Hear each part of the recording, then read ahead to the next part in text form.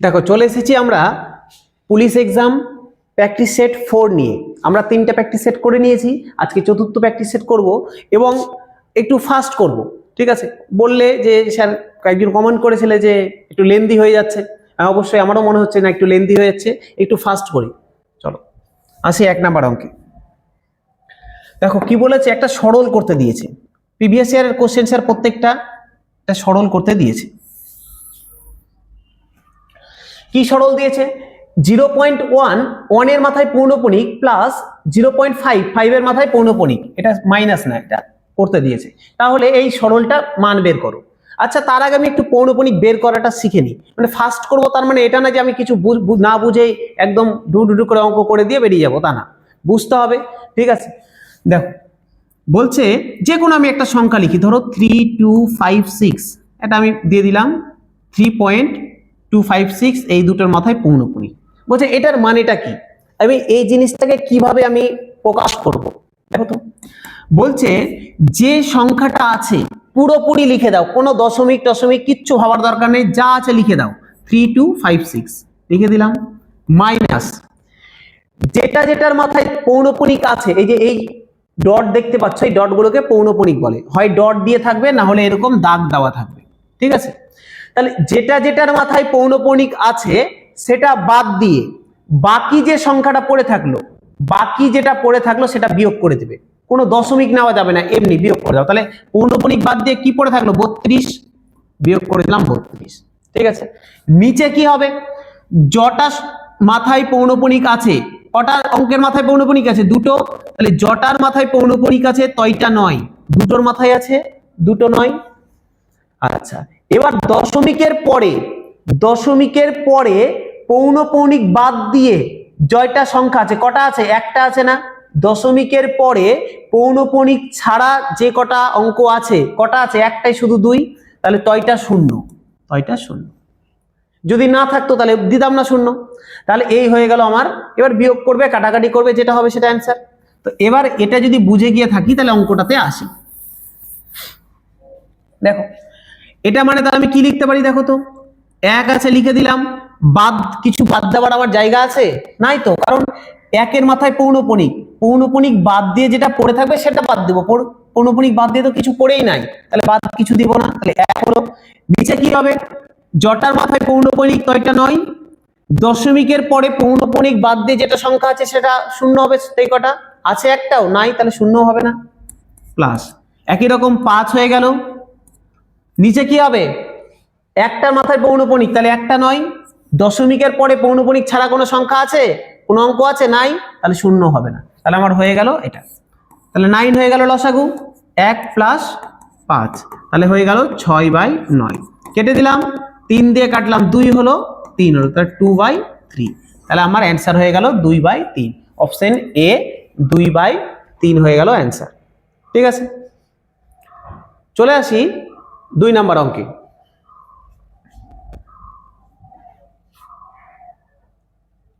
দেখো বলছে আজিম একটি নির্দিষ্ট অর্থরাশি ধার নিয়েছিল, যার 36 মাসে 12.5% হারে 12.5% বার্ষিক সরল সুদের হারে 19,800 টাকা সবৃদ্ধি মূল হয়, মানে সুদে আসলে 19,800 টাকা হয়।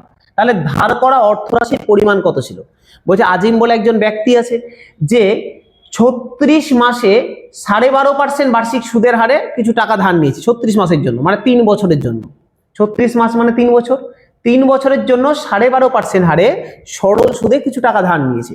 3 বছর পর সেটা সুদে আসলে 19,800 টাকা হয়ে গেছে। তাহলে বলেছে কয় টাকা ধার নিয়েছে। আচ্ছা দেখুন, যেহেতু সরল সুদে নিয়েছে, তাহলে আমি এই করতে পারি, আমি সূত্রতে গেলাম না যে সুদ সমান P/100 গেলাম না, কারণ এখানে আমার সুদও জানি না, এখানে আমি আসলও জানি না। ঠিক আছে, করা যাবে কিন্তু বড় হয়ে যাবে, তখন আমি যেখানে সুদ আছে ওই সুদটাকে লিখতে হবে সুদ আসল মাইনাস আসল দিয়ে তারপরে করতে হবে, তার থেকে বড় হয়ে যাবে, এমনি হয়ে যাবে এটা অঙ্ক। দেখো আচ্ছা স্যার 36 মাস মানে, দেখো তো 36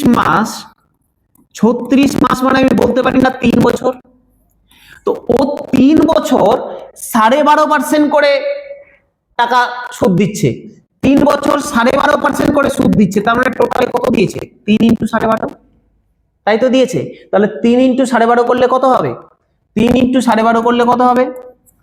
36, 3 12 36 আর 1.5 37.5। তাহলে ও 37.5% সুদ দিয়েছে। ঠিক আছে, তার মানে 100 টাকাতে 37.5 টাকা সুদ দিয়েছে।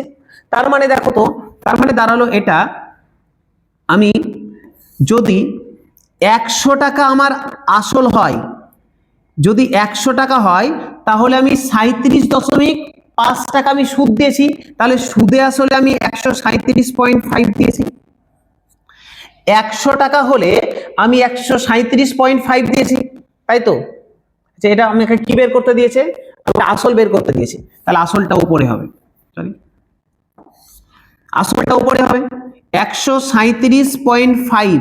সুদে আসলে যদি 137.5 হয় তাহলে আসল হচ্ছে 100 টাকা। কেন স্যার আসলটাকে উপরে লিখলাম? বোঝা গেল?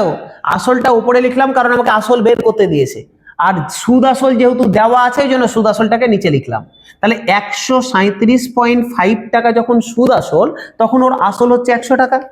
তাহলে যদি সুদ আসল 19,800 টাকা হয় তাহলে আসল কত? এই তো আমার বের করতে দিয়েছে। বোঝা গেছে স্যার? বুঝতে পেরেছো? দেখো আরেকবার বলে দিই, আমার 37.5% বেরোলো 3 বছরের সরল সুদ। তাহলে আমি 100 টাকা যদি রেখে থাকি আসল, তাহলে আমি সুদে আসলে 137.5 টাকা পাবো।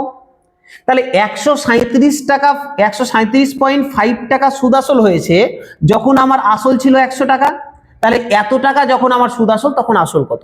ঠিক আছে, পয়েন্ট উঠিয়ে দিলাম, পয়েন্ট উঠিয়ে দিলাম। পয়েন্টের পরে একটা সংখ্যা আছে, ওই জন্য একটা শূন্য বসিয়ে দিলাম। ঠিক আছে, 5 দিয়ে কাটা যাবে, 5 দিয়ে কাটি, 5 দিয়ে কাটলাম। দেখো 5 2 10, 3 থাকছে আছে 3 37, 5 7 35, 2 থাকলো 25, 5 5 25। তাহলে 5 দিয়ে কেটে দিলাম, 275 হলো। এটাকে 5 দিয়ে কেটে দিই, 5 দিয়ে কাটি স্যার, এটাকে কাটবো, কেটে দিই। আচ্ছা কাটলাম যখন কেটে দিই। 3 5 15, 3 5 15, 19 থেকে 15 বাদ দিলে 4 48, 5 9 45, 5 9 45 থাকলো 3 30, 5 6 30 আর হয়ে গেল 0। আবার দেখো 5 দিয়ে কাটা যাবে, আবার 5 দিয়ে কাটা যাবে, 5 দিয়ে কেটে দিলাম। 5 দিয়ে কেটে দিলে কত হবে? 5 5 25, আবার 5 দিয়ে কেটে দিই। দেখো 5 5 25, 2 হলো, আবার 25, 5 5 25, 55 হয়ে গেল। এটাকে যদি 5 দিয়ে কেটে দিই কত হবে? 39 আছে, 5 7 35 থাকলো 4 46, 5 9 45, 1 থাকলো 10, 5 2 10, 792। এবার দেখো কাটা যাবে, 11 দিয়ে আবার কাটা যাবে। 5 11 55, 11 দিয়ে কেটে দিলাম, 7 11 77, 2 থাকলো 22, 11 দিয়ে 22 হয়ে গেল 72। এখানে দেখো 5 দিয়ে কেটে দিলাম, 5 2 10, দুটো শূন্য আছে, দুটো শূন্য বসিয়ে দিলাম। এবার 2 দিয়ে 200 ইন্টু 72 হলো, তাহলে 2 দিয়ে 72কে গুণ করলে কত হবে? 4 14, 144, দুটো শূন্য আছে, দুটো শূন্য বসিয়ে দিলাম। তাহলে আমার আসল কত টাকা? 14,400 টাকা। দেখো অপশন নাম্বার বি 14,400 টাকা। ঠিক আছে, অপশন নাম্বার বি 14,400 টাকা। কিছু না, কাটাকাটি করেছি শুধু, হয়ে গেল। চলে আসি 3 নাম্বার অঙ্কে।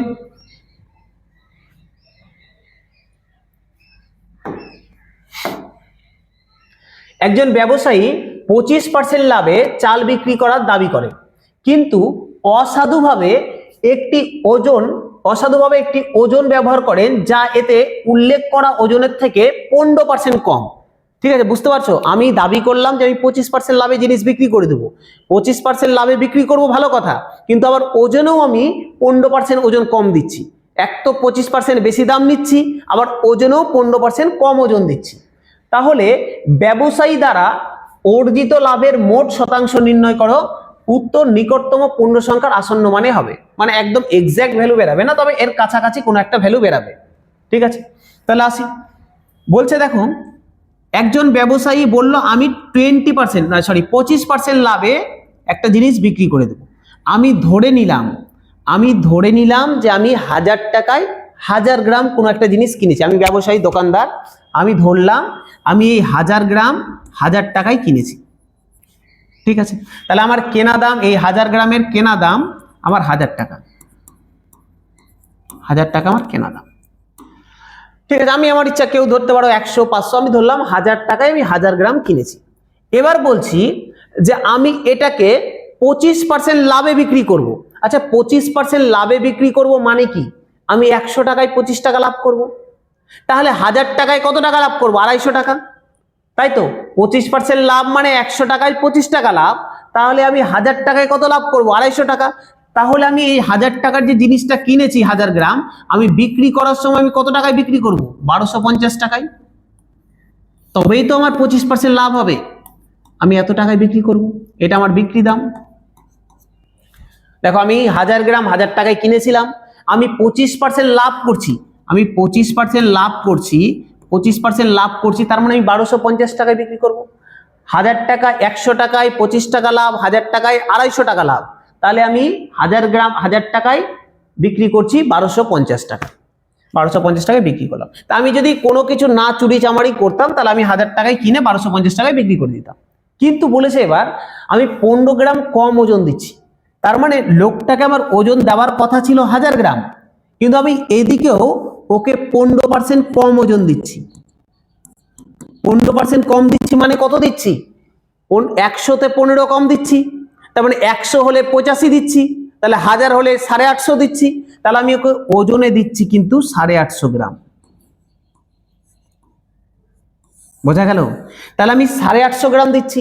আচ্ছা বলো তো, এই আমি ওকে দিচ্ছি 850 গ্রাম, কিন্তু ওর কাছ থেকে আমি টাকা নিচ্ছি 1250 টাকা, এই 850 গ্রামের আমার কেনা দাম কত ছিল, আমি 850 গ্রামের আমার কেনা দাম কত ছিল, 850 টাকা ছিল না। আমি যদি 1000 টাকায় 1000 গ্রাম কিনি, তাহলে 1 টাকায় 1 গ্রাম কিনেছি, তাহলে 850 গ্রাম আমি কিনেছিলাম 850 টাকায়, তার মানে আমি 850 টাকার জিনিস ওর কাছ থেকে নিচ্ছি 1250 টাকা, তাহলে আমার লাভ কত হবে, এই তো আমার অঙ্ক, বোঝা গেছে।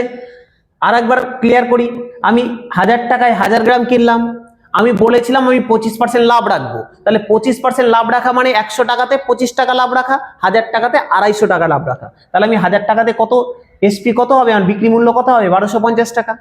এটা তো আমার ঠিক ছিল, কিন্তু বলছে আবার ওজনও 15% কম দিচ্ছি, তাহলে আমি ওজন দিচ্ছি কত, 1000 গ্রাম না দিয়ে 850 গ্রাম দিচ্ছি, তাহলে 850 গ্রামের কেনা দাম কত ছিল আমার, 850 টাকা, তাহলে 850 টাকার জিনিস কিনে আমি আমার কেনা দামের জিনিস বিক্রি করছি 1250 টাকায়, তাহলে আমার লাভ কত হচ্ছে স্যার, আমার লাভ হচ্ছে এটা মাইনাস এটা, তাহলে 1250 টাকা মাইনাস 850 টাকা, এই হচ্ছে আমার লাভ। আচ্ছা বলো তো, আমাকে শতকরা লাভ বের করতে হবে, তো আমার লাভ বা লস, আচ্ছা উপরে লিখি, নাহলে এখানে আবার আটবে না।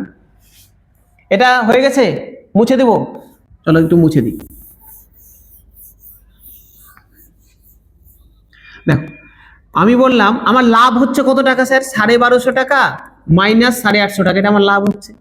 আচ্ছা আমরা পড়েছিলাম না, শিখেছিলাম না, লাভ লস সবসময় কেনা দামের উপর হয়, তাহলে আমি এই যে লাভটা করলাম কত টাকার উপরে লাভটা করলাম, 850 টাকার উপরে না, আমি তো আলটিমেট ওকে 850 টাকার জিনিস দিয়েছি, তাহলে 850 টাকাতে লাভ করলাম এত টাকা, 100-তে কত, তাহলে এই যে লাভ হলো এটা কার উপরে হলো, 850-র উপরে হলো, 850-তে লাভ হলো এত টাকা, তাহলে 100-তে কত, আলটিমেট আমার জিনিসটার কেনা দাম তো 850 টাকা ছিল, তাহলে 850-তে লাভ হলো এত টাকা, 100-তে কত, ঠিক আছে।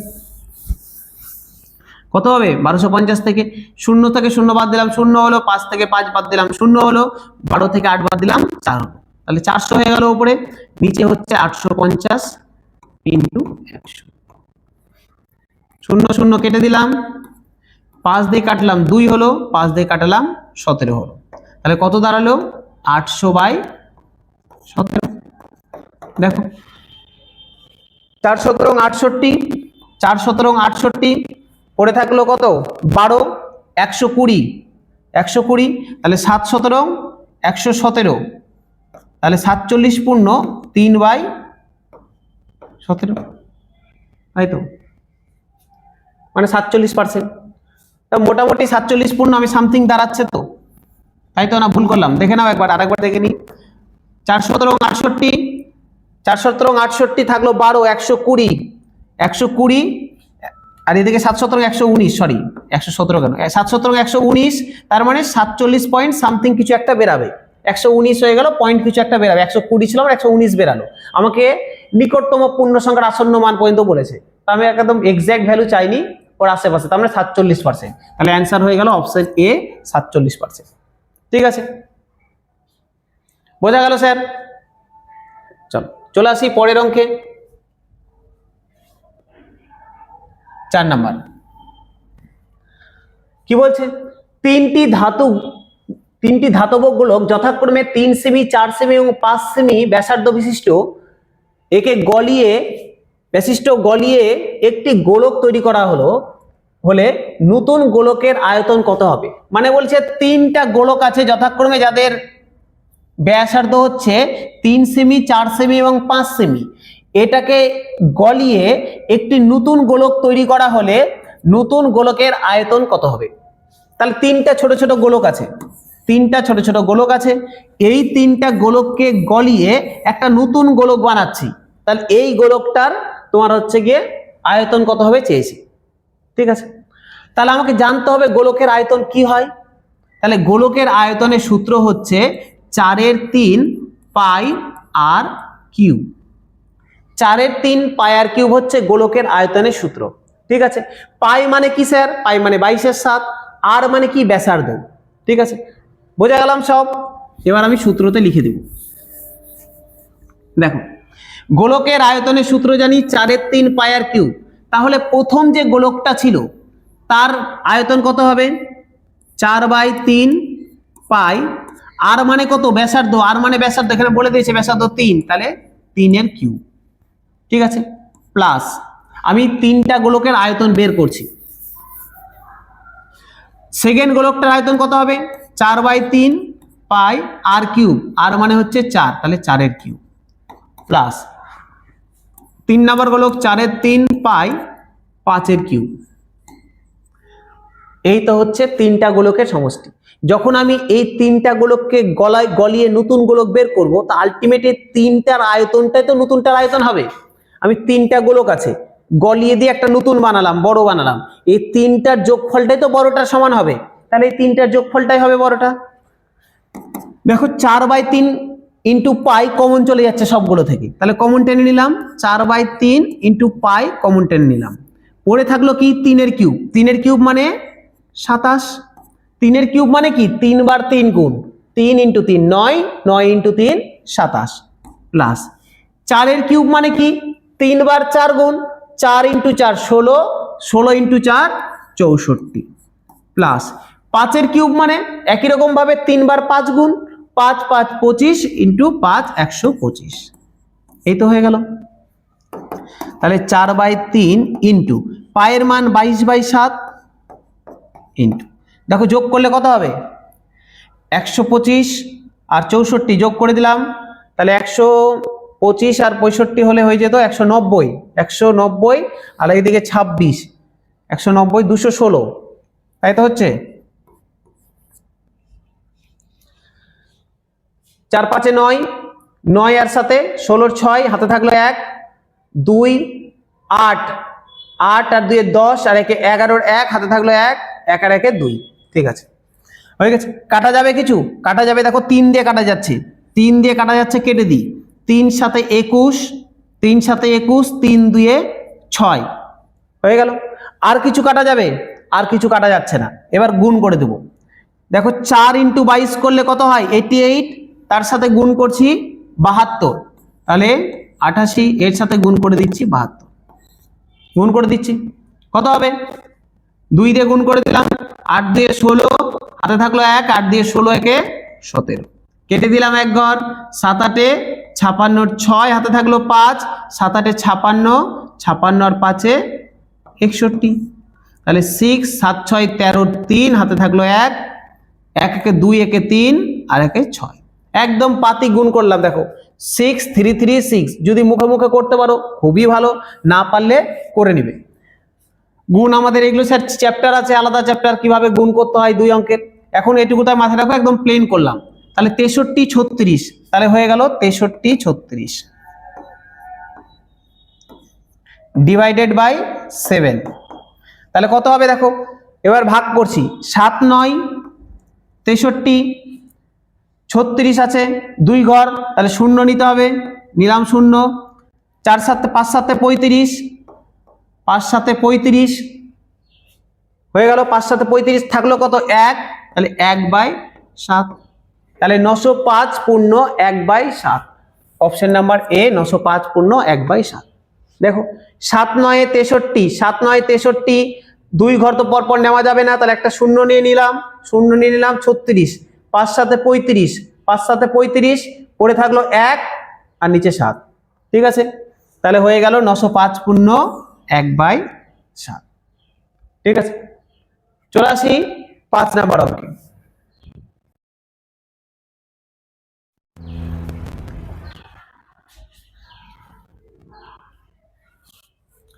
দেখো এখন পর্যন্ত যেগুলো করলাম প্রত্যেকটা আরআরবির কোশ্চেন, কিন্তু বলতে x² plus 4x minus 20 equal to 0 এর দুটো বীজ বলেছে p এবং q হলে x এর দ্বিঘাত সমীকরণ নির্ণয় করো যার বীজ হলো p - 1 এবং q + 1, ঠিক আছে।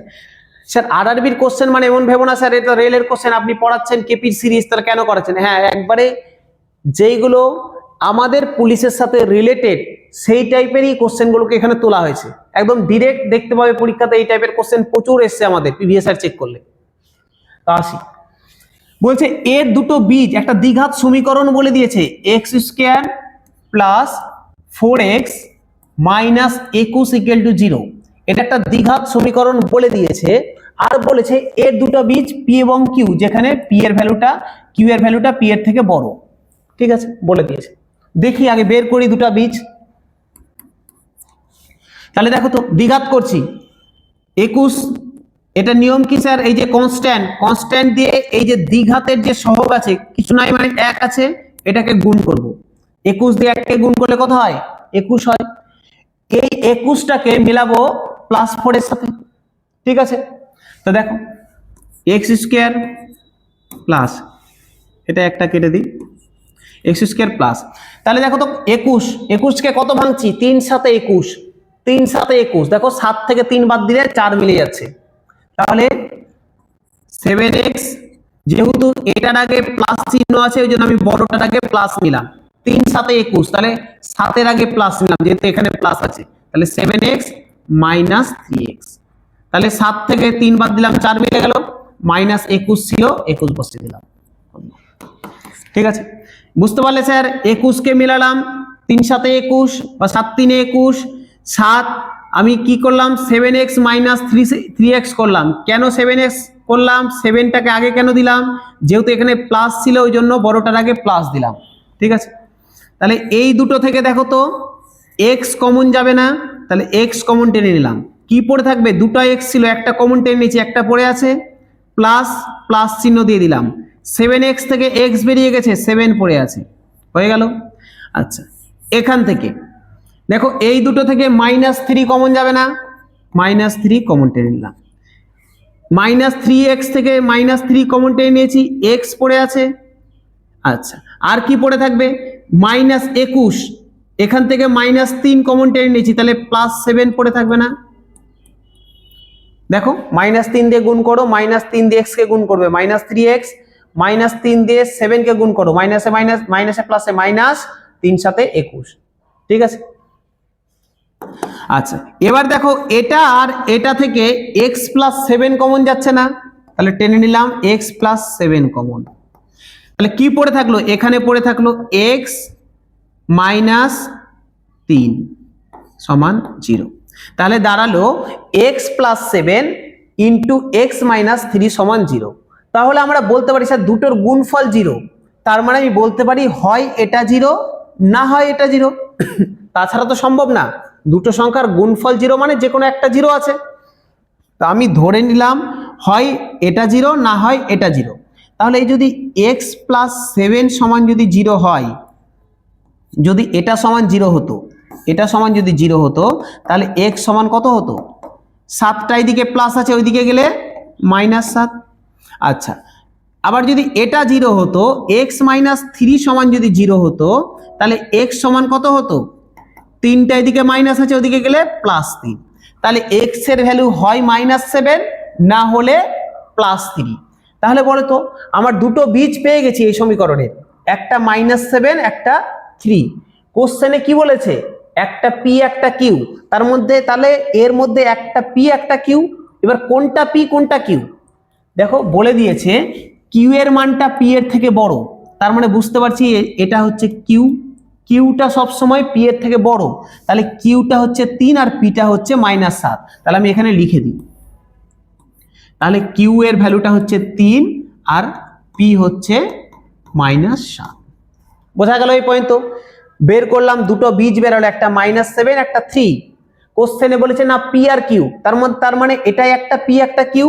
এবার কোনটা পি হবে কোনটা কিউ হবে, কোশ্চেনে বলে দিয়েছিল কিউটা পি এর থেকে বড় হবে, তো যেহেতু কিউটা বড় তার মানে 3 হচ্ছে কিউ আর -7টা হচ্ছে পি।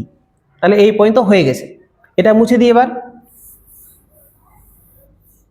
ঠিক আছে মুছে দিলাম।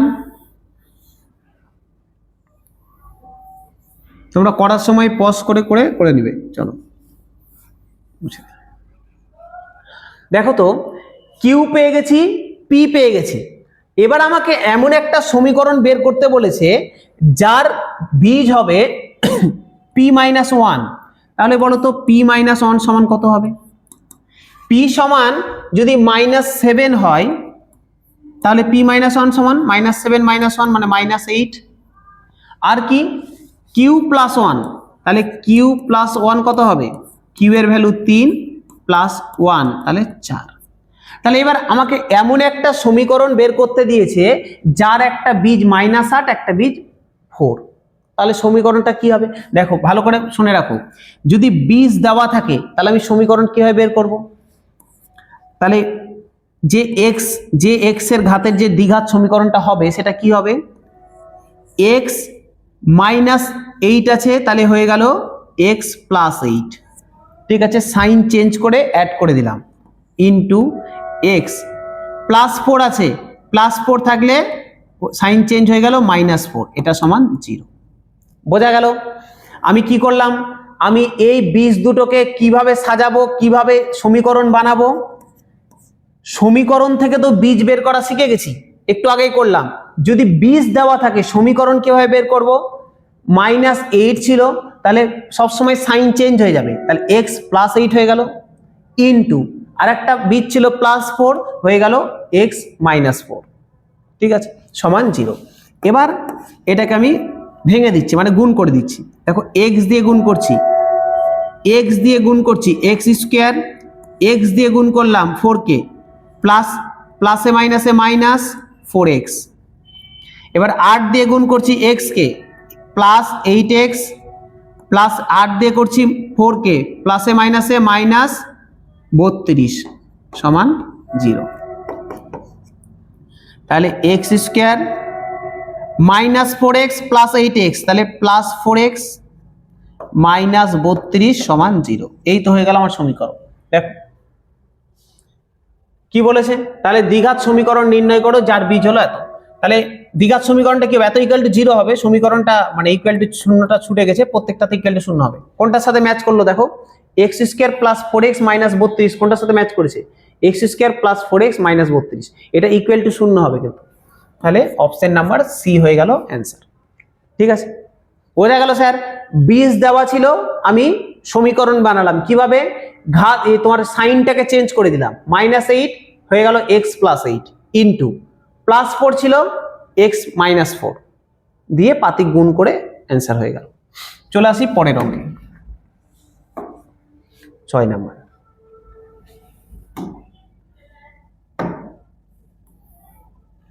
কি বলেছে, একটি আয়তক্ষেত্রাকার মাঠের পরিসীমা 20 সেমি এবং ক্ষেত্রফল 24 বর্গ সেমি। পরিসীমা বলে দিয়েছে 20, ক্ষেত্রফল বলে দিয়েছে 24, তাহলে মাঠটির দৈর্ঘ্য এবং প্রস্থের পার্থক্য কত সেমি? আচ্ছা, একটা মাঠের পরিসীমার সূত্র কি, আয়তক্ষেত্রের পরিসীমার সূত্র কি? 2 * দৈর্ঘ্য, আমি আচ্ছা দৈর্ঘ্যটাকে আমি l দিয়ে লিখছি, বারবার দৈর্ঘ্য লিখবো না, l দিলাম, l মানে l সমান দৈর্ঘ্য আর b সমান ধরে নাও প্রস্থ, বারবার দৈর্ঘ্য প্রস্থ না লিখে l আর b লিখব। তাহলে একটা মাঠের পরিসীমার সূত্র 2 * দৈর্ঘ্য যোগ প্রস্থ, তাহলে 2 × L + B। এটা পরিসীমার সূত্র, কোশ্চেনে বলে দিয়েছে পরিসীমা সমান 20, তাহলে এটা সমান 20। তাহলে 2 দিয়ে যদি কেটে দিই তাহলে 10, তাহলে দাঁড়ালো L + B মানে দৈর্ঘ্য প্লাস প্রস্থের যোগফল 10, এটা একটা দাঁড়ালো। আর কি বলে দিয়েছে, বলেছে তার ক্ষেত্রফল 24। ক্ষেত্রফল মানে কি, আয়তক্ষেত্রের ক্ষেত্রফল দৈর্ঘ্য গুণিত প্রস্থ, তাহলে দৈর্ঘ্য গুণিত প্রস্থ সমান 24 বলে দিয়েছে। তাহলে L × B সমান 24 বলে দিয়েছে। আমাকে কি বের করতে দিয়েছে, দৈর্ঘ্য আর প্রস্থের পার্থক্য, মানে আমাকে বের করতে দিয়েছে L - B সমান কত, এটা বের করতে দিয়েছে। ঠিক আছে, ভালো কথা। দেখো তো L + B দেওয়া আছে, LB দেওয়া আছে, আমাকে L - B বের করতে দিয়েছে, পারবো? হ্যাঁ পারবো।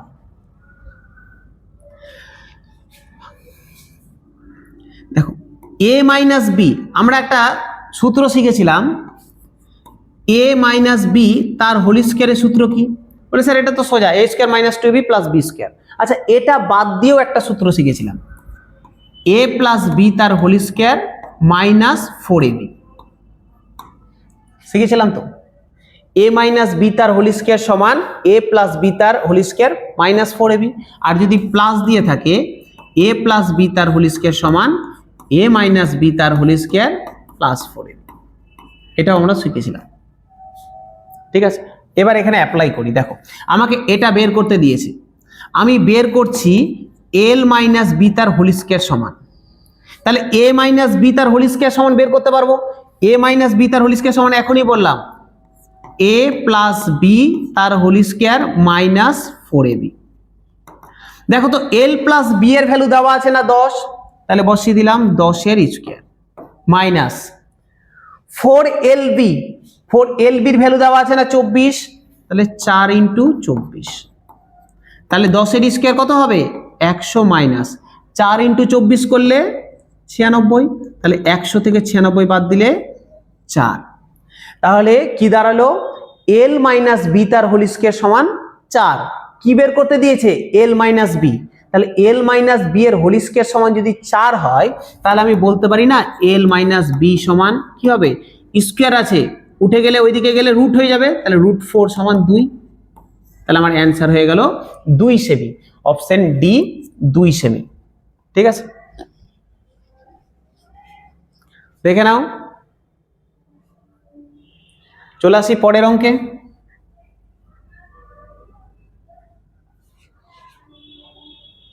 সাত নাম্বার, দেখো এটাও কেপিএসআই এর কোশ্চেন। একটি ব্যক্তির ধার্য মূল্যের ওপর 15% ছাড় দিয়ে কোনো দ্রব্য বিক্রি করে 19% লাভ করে, যদি সে কোনো ছাড় না দিত তাহলে তার লাভ কত হতো? ধরো আমি একটা দোকান খুলেছি, আমি 15% ছাড় দিচ্ছি, দেওয়ার পরেও আমার 19% লাভ থাকছে, তাহলে যদি আমি ছাড় না দিই তাহলে আমার লাভ কত হবে? ঠিক আছে, তাহলে আমি ধরে নাও কেনা দাম, বিক্রি দাম আর হচ্ছে লিখিত দাম। ঠিক আছে, আমি ধরে নিলাম আমার কেনা দাম 100 টাকা, কেনা দাম 100 টাকা, আমি আলটিমেট লাভ কত করছি দেখো তো, 19 টাকা লাভ করছি না, 19% লাভ করছি। তার মানে আমি 100 টাকা যদি কেনা দাম হয় তাহলে আমি 119 টাকায় বিক্রি করেছি। আমি ছাড় ফাড়ের কথা পরে আসছি, আমার 100 টাকা কেনা দাম হলে আমি 119 টাকায় বিক্রি করেছি, 19% লাভ মানে। ঠিক আছে, এবার আসি ছাড়ে। দেখ বলছে 15% ছাড়, আগের দিনেও বলেছিলাম দেখো ছাড় সবসময় লিখিত দামের ওপর হয়, 100 টাকা লেখা আছে 15% ছাড় মানে 85 টাকায় কিনবো, তাহলে দেখো তো কত হবে মার্কেট প্রাইস। 15% ছাড় দিয়েছি, তার মানে 85 টাকা যদি বিক্রি দাম হয় তাহলে লেখা ছিল 100 টাকা, তাই তো 85 টাকা যদি বিক্রি দাম হয় তাহলে লেখা ছিল 100 টাকা, তাহলেই তো 15% ছাড়। 85 টাকা কেন নিচে লিখলাম, কারণ যেটা দেওয়া আছে সেটাকে নিচে লিখতে হয়, যেটা বের করতে হয় ওটাকে উপরে লিখতে হয়। আমি কি বের করতে চাইছি, মার্কেট প্রাইস। আমার কাছে কি দেওয়া আছে, বিক্রি দাম দেওয়া আছে, ওই জন্য বিক্রি দামকে নিচে লিখলাম। যখন 85 টাকা বিক্রি দাম তখন লেখা ছিল 100 টাকা, তাহলে বিক্রি দাম যদি 119 টাকা হয় তাহলে লেখা কত থাকবে, তাহলে তাই হবে 85 5 দিয়ে কেটে দিই, 5 20 100, 5 17 85, 17 দিয়ে কেটে দিলাম, 7 17 119, তাহলে 20 × 7 করলে কত হবে? 140। তাহলে দেখো 100 টাকা কেনা দাম, বিক্রি করছিলাম 119 টাকায়, লেখা ছিল 140 টাকা। এবার বলছে আমি যদি লিখিত দামে, আমি যদি ছাড় না দিই, আমি যদি লিখিত দামে বিক্রি করতাম তাহলে আমার লাভ কত হতো? তাহলে 100 টাকায় কিনেছি, লিখিত দাম মানে 140 টাকা, 100 টাকায় কিনে 140 টাকায় বিক্রি করছি, তাহলে আমার লাভ কত হবে? 40%। যদি আমি লিখিত দামে বিক্রি করছি মানে কি 100 টাকায় কিনেছি 140 টাকায় বিক্রি করছি, তাহলে আমার লাভ কত? 40%। তাহলে আমার অ্যান্সার হয়ে গেল 40%, অপশন সি 40%। ঠিক আছে, চলে আসি পরের অঙ্কে, 8 নাম্বার। ঠিক আছে,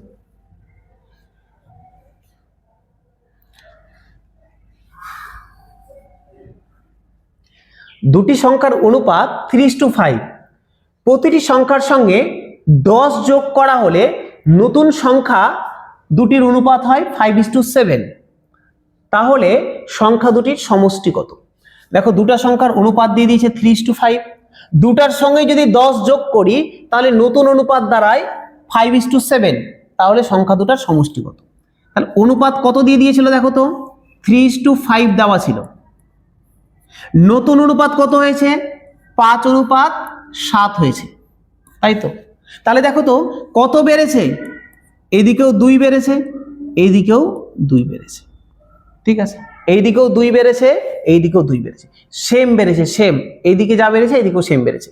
আর যদি পরীক্ষা হলে স্যার সেম বেরাতেই হবে, যদি না সেম থাকে তাহলে সেম করে নিব। কিভাবে করব? আমরা অনুপাত সমানুপাতে শিখেছিলাম, এদের ডিফারেন্স দিয়ে গুণ করতে হয়, আর এখন ওইগুলোতে যাচ্ছি না, দেখে নিবে ক্লাস। তো যাই হোক, এখানে সেম দেওয়াই আছে, 3 থেকে 5 হয়েছে, 5 থেকে 7 হয়েছে, তার মানে 2 করে 2 সাইডেই বেড়েছে। কেন বেড়েছে? কোশ্চেনে দেওয়া ছিল 10 টাকা করে যোগ করা, 10 করে যোগ করা হয়েছে, আমি বললাম না 2 করে বেড়েছে, কোশ্চেনে বলেছে না 10 করে যোগ করেছি, তাহলে আমি বলতে পারি না 2 = 10। বুঝলে, আমার 5 থেকে 7 হয়েছে, আমার 2 বেড়েছে, কোশ্চেনে বলেছে না 10 যোগ করেছি, তাহলে 2 = 10, 2 = 10 হলে 1 সমান কত হবে? 10/2, কেটে দিলাম 5, 1 = 5, 1 = 5। আচ্ছা, আমাকে কি বের করতে দিয়েছে? সংখ্যা দুটির সমষ্টি নির্ণয় করো। সংখ্যা দুটো কি কি ছিল? 3 আর 5 ছিল, তাহলে ওদের সমষ্টি কত হবে? ওদের সমষ্টি কত হবে? 3 + 5, 3 + 5 8, তাহলে 1 সমান যদি 5 হয় তাহলে 8 সমান কত? 8 × 5, 5 8 40, তাহলে হয়ে গেল 40, অপশন সি 40। ঠিক আছে, চলে আসি 9 নাম্বার অঙ্কে।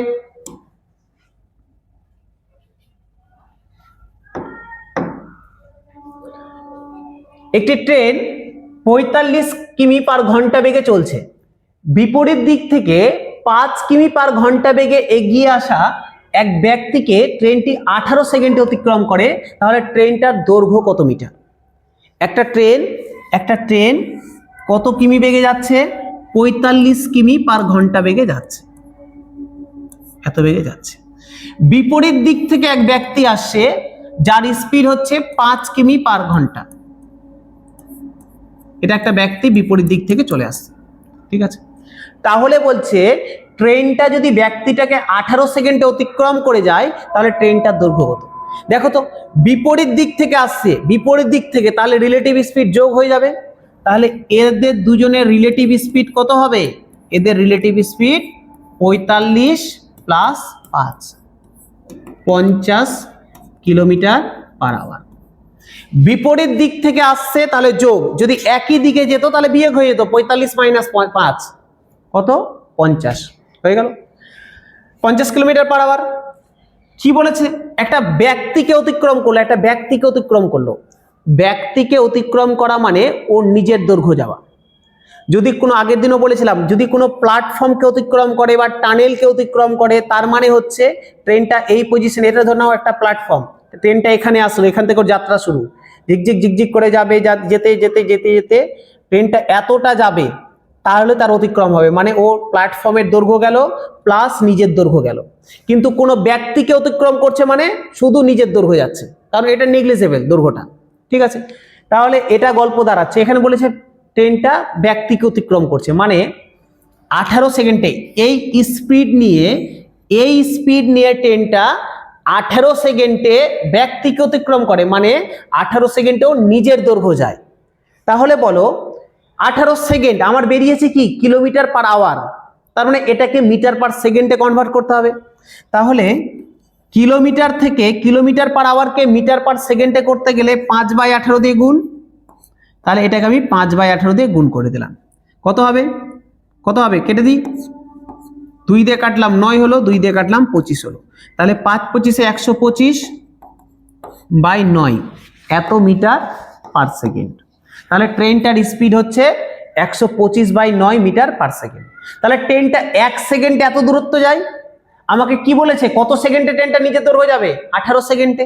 তাহলে 1 সেকেন্ডে যদি এত যায় 18 সেকেন্ডে কত যাবে বের করতে পারবো না?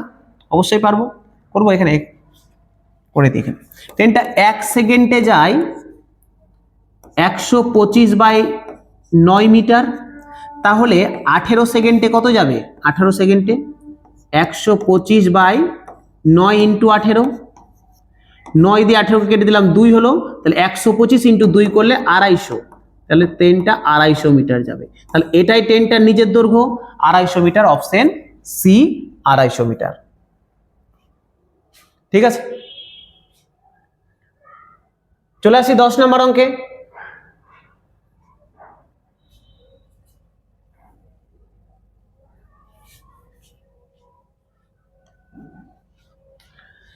বলছে 10 নম্বর কি বলছে, এক ব্যক্তি 2000 টাকা দুটি অংশে ভাগ করে 1 বছরের জন্য ব্যাংকে রাখেন। ঠিক আছে, 2000 টাকা এক ব্যক্তির কাছে ছিল, 2000 টাকা ছিল একজনের কাছে, ও দুটো ভাগে ভাগ করে দিয়েছে টাকাটাকে। এখানে কোনটাতে কত টাকা রেখেছে জানি না, দুটো অংশে রেখেছে 1 বছরের জন্য ব্যাংকে। ঠিক আছে, প্রথম ও দ্বিতীয় অংশে যথাক্রমে 10% এবং 20% হারে সুদ দিলে, মানে এখান থেকেও 10% সুদ পাচ্ছে, এখান থেকে 20% সুদ পাচ্ছে।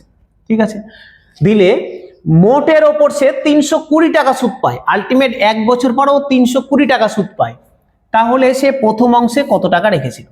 তাহলে তুমি এইভাবে করতে পারো যে প্রথম অংশে x রেখেছিল, পরের অংশে তাহলে 2000 মাইনাস x রেখেছিল, তাহলে x টাকার 10% হারে 1 বছরের সুদ কত, আর 2000 মাইনাস x টাকার 20% হারে 1 বছরের সুদ কত, PRT/100 করে দিবে, PRT/100, এই দুটো সুদকে যোগ করলে 320 হবে।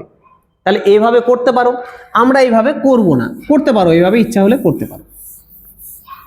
দেখো তো 2000 টাকার আলটিমেট ও 2000 টাকার উপরে 320 টাকা সুদ পেয়েছে, সে যেটাতে যত পার্সেন্টই দেখ, 2000 টাকাতে 320 টাকা সুদ পেয়েছে। তাহলে যদি ও 2000 টাকাতে 320 টাকা সুদ পেয়ে থাকে, মানে আলটিমেট দুটো মিলিয়ে, তাহলে 100তে কত পেয়েছে, মানে ওর গড়ে সুদ কত, টোটালে 0 0 কেটে দিলাম, 2 0 2 0 কেটে দিলাম, 2 দিয়ে কেটে দিলাম 16, তার মানে ফাইনালি ও 16% সুদ পেয়েছে, মানে দুটো মিলিয়ে ও গড়ে 16% সুদ পেয়েছে। তাহলে দেখো তো আমরা এই অ্যালিগেশন মেথড অ্যাপ্লাই করি। এবার প্রথম অংশ ফার্স্ট আর সেকেন্ড দুটো অংশে টাকা রেখেছিল, প্রথম অংশ থেকে ওকে সুদ দিচ্ছিল 10%, আর এক জায়গা থেকে দিচ্ছিল 20%। ঠিক আছে, এক জায়গা থেকে 10%, এক জায়গা থেকে 20%, ফাইনালি ও কত পেয়েছে, আলটিমেট ও কত পেয়েছে, গড়ে 16%।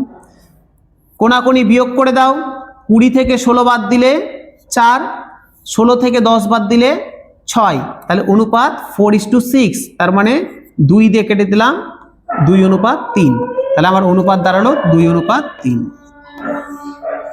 ঠিক আছে, তাহলে দেখো 2 টোটালে 2 আর 3 5, টোটালে 2 3 5, তাহলে টোটালে যদি ও 5 টাকা থাকে ওর কাছে, তাহলে ও প্রথম অংশে 2 টাকা রেখেছে।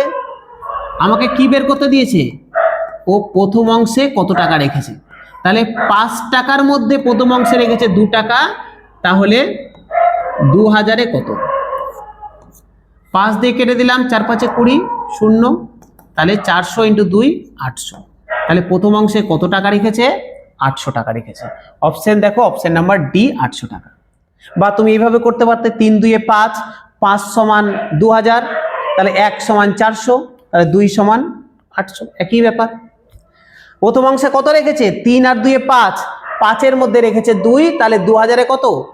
5 দিয়ে 2000 কাটলাম 400, 400 ইন্টু 2 800। যদি বলতো দ্বিতীয় অংশ কত রেখেছে? 5 এর মধ্যে রেখেছে 3, তাহলে 2000 এ কত? ঠিক আছে, চলে আসি পরের অঙ্ক 11। বলছে একজন সেনাপ্রধান 36,562 সেনাদেরকে নিয়ে একটি বর্গের রূপ গঠন করতে চাইছেন। গঠন করার পর তিনি দেখলেন কিছু সেনা অব্যবহৃত থেকে গেল। তাহলে অব্যবহৃত সেনার সংখ্যা কত? মানে বলতে চাইছে একটা সেনাপ্রধান 36,562 সেনাদেরকে নিয়ে একটা বর্গাকার গঠন দিতে চাইছে। বর্গাকার গঠন দিতে গিয়ে দেখলো যে বর্গটা মিলছে না, বর্গটা মিলছে না, মানে কিছু একটা বেশি হয়ে যাচ্ছে, কিছু জন বেশি হয়েছে বর্গের থেকে। সব সংখ্যার তো আর বর্গ হবে না, তাহলে কিছুটা বেশি হয়েছে, ওই বেশি থাকা সেনাটা বের করতে দিয়েছে। মানে কি করব? আমি এটার বর্গমূল বের করব। পাতি বর্গমূল 36,562, যেটা বর্গমূলে বেশি থেকে যাবে সেটা হয়ে গেল অ্যান্সার। দেখো কিভাবে করতে হয়। ডান দিক থেকে দুটো করে জোড়া নিয়ে নিলাম, 3 পড়ে আছে।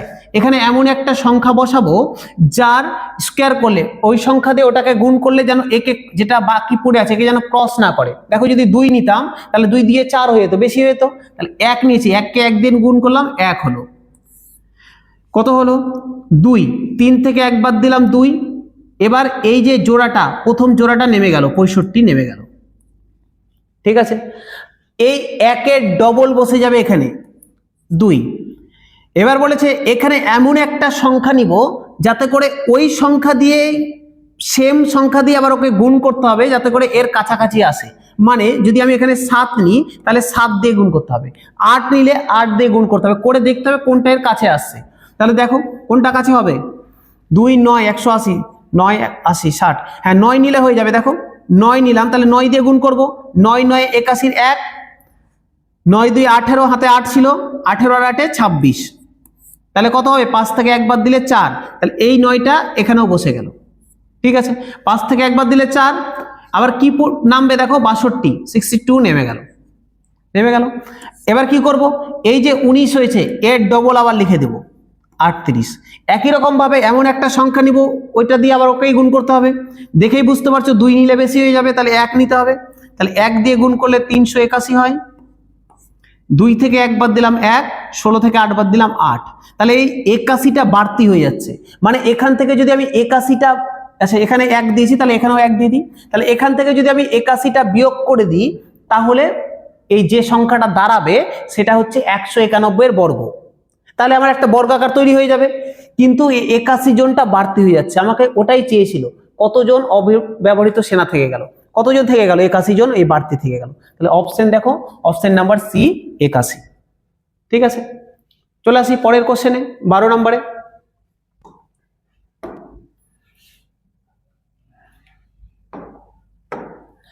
কি বলেছে? একটি শ্রেণীকে এ ও বি দুটি সেকশনে ভাগ করা হলো। এ সেকশনের 20টি ছাত্রের পাসের হার 80% এবং বি সেকশনের 30টি ছাত্রের পাসের হার 70%। তাহলে উভয় সেকশনের পাসের হার কত? ফুড এসআই 2019 এর কোশ্চেন। ঠিক আছে, একটা কি বলেছে আবার একবার পড়ছি, একটি শ্রেণীকে এ বি দুটো সেকশনে ভাগ করা হয়েছে। আমাদের স্কুলে যেমন থাকতো, এ সেকশনে 20টি ছাত্র আছে, ওর মধ্যে 80% পাস করেছে, আর বি সেকশনে 30টি ছাত্র আছে, ওর মধ্যে 70 পাস করেছে। তাহলে উভয় সেকশন মিলে পাসের হার কত? শতকরা পাস কতজন পাস করেছে? তাহলে দেখো তো এ সেকশনে কত হার পাসের হার কত? এ সেকশনে 80%, তাহলে এ সেকশনে 80% পাস করেছে, তার মানে 100-তে 80 জন পাস করেছে।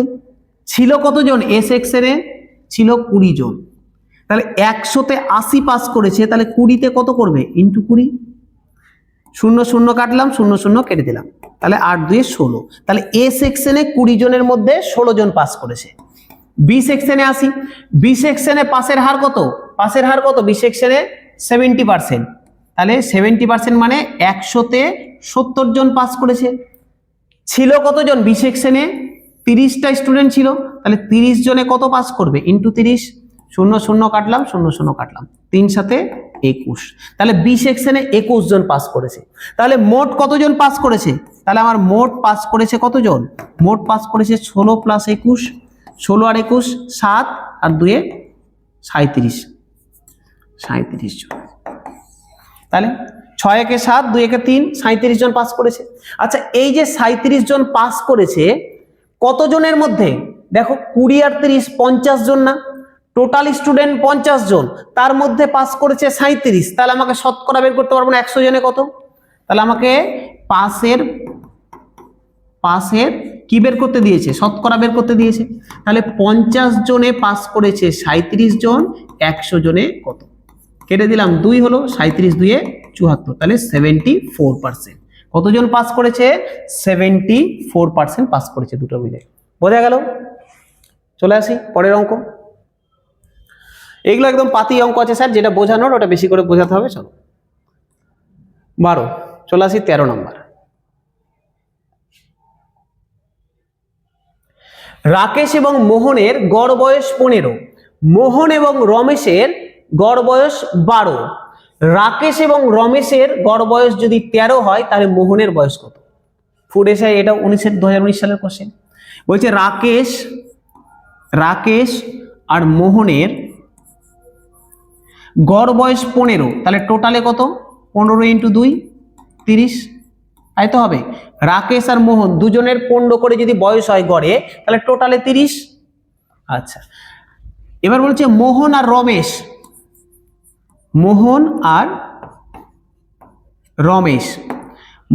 রমেশের কত? গড় বয়স 12 করে, তাহলে টোটালে কত? 12 × 2 24। ঠিক আছে, তারপরে কি বলেছে? রাকেশ এবং রমেশ, আচ্ছা মোহন এবং রমেশটাকে আরো দিয়ে দিই, নাহলে আরে হয়ে যাচ্ছে। আরে মানে রাকেশ, আরো মানে রমেশ। ঠিক আছে, তাহলে রাকেশ আর মোহনের 30, মোহন আর রমেশের 24। তারপরে কি বলেছে দেখো, রাকেশ আর রমেশ এদের গড় বয়স 13, তার মানে টোটালে 13 × 2 26 হয়ে গেল। আমি যোগ করে দিই, আমি সবগুলোকে যোগ করে দিই। তাহলে দেখো, দুটো রাকেশ, দুটো মোহন, দুটো রমেশ, তাহলে আমি বলতে পারি না 2 × রাকেশ প্লাস মোহন প্লাস রমেশ, রাকেশ প্লাস মোহন প্লাস রমেশ, আরও মানে রমেশ। ঠিক আছে, সমান দুটো করে আছে, ওই জন্য 2 × করে দিলাম। এইদিকে যোগ করে দাও, 24 আর 26 50 আর 30 80, 2 দিয়ে যদি কেটে দিই তাহলে 40। তাহলে রাকেশ প্লাস মোহন প্লাস রমেশের হচ্ছে 40। আমাকে কি বের করতে দিয়েছে? মোহনের বয়স বের করতে দিয়েছে। আচ্ছা, আমাকে মোহন বের করতে দিয়েছে, আমি 3 জনেরটা জানি 40, তাহলে মোহন যদি বের করতে, তাহলে রাকেশ আর রমেশটা যদি বাদ দিয়ে দিই তাহলে আমি মোহনটা পেয়ে যাব না? দেখো তো, রাকেশ আর রমেশের কত ছিল? 26। 3 জনের একসাথে 40, তার মধ্যে রাকেশ আর রমেশের 26, যদি আমি বাদ দিয়ে দিই তাহলে মোহনটা পেয়ে যাব। তাহলে আমি এখান থেকে রাকেশ আর বাদ দিব রমেশের, এদের দুজনের ছিল কত?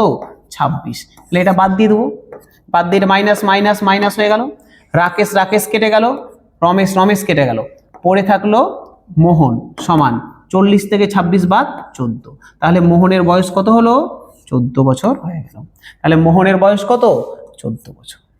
ঠিক আছে, মোহনের বয়স কত হবে? তাহলে মোহনের বয়স হলো 14 বছর। তাহলে অপশন সি 14 বছর। চলে আসি পরের অঙ্কে। 14 নম্বর কি বলছে? একটি শহরের জনসংখ্যা 2,50,000 প্রতি বছর 2% হারে বৃদ্ধি পায়, তাহলে 2 বছর পর জনসংখ্যা বৃদ্ধি কত হবে?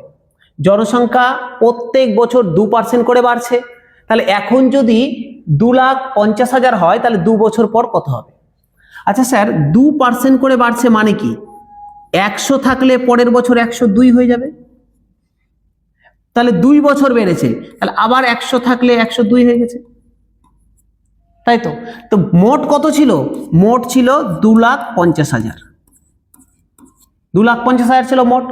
তাহলে 100 থাকলে 102 হয়েছে, তাহলে 2,50,000 থাকলে কত হবে? ইন্টু 2,50,000, যেহেতু 2 বছর বেড়েছে তাহলে 2 বার করে দিলাম, 1 বছর বেড়েছে, 2 বছর বেড়েছে, 2,50,000। শূন্য, দুটো শূন্য, দুটো শূন্য কাটলাম, দুটো শূন্য, দুটো শূন্য কেটে দিলাম। ঠিক আছে, গুণ করতে হবে, কিছু করার নেই। 102 আগে একটা গুণ করে দিই, 25 দিয়ে আগে গুণ করে দিই, দাঁড়াও ছোট করে দিই। এক কাজ করি, 25 ইন্টু আমি এখানে বলতে পারি না 102 এর স্কোয়ার। 102 এর স্কোয়ার করলে কি হবে?